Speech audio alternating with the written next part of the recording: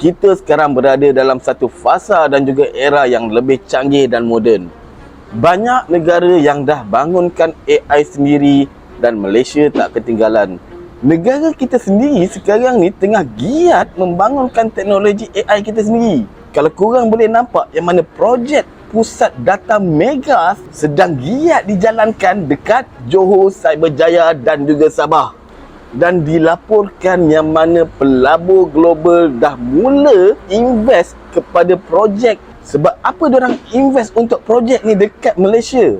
Apa yang kita boleh nampak? Malaysia ada lokasi yang strategik, tenaga kerja yang stabil dan risiko di negara kita lebih rendah daripada negara lain.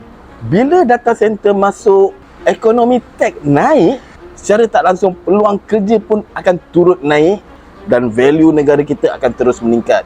Dan industri tempatan dah mula bina AI sendiri, bukan lagi guna teknologi luar 100%. Ini menunjukkan Malaysia bukan sahaja pengguna tapi kita juga pencipta. Dan baru-baru ni juga kita boleh nampak yang mana kerajaan dah lancarkan National AI Blueprint 2025. Ini menunjukkan yang mana Malaysia terus maju dan terus Malaysia boleh. Sultan Banker, pinjam macam bos, bayar macam pro, hidup macam Sultan. Assalamualaikum.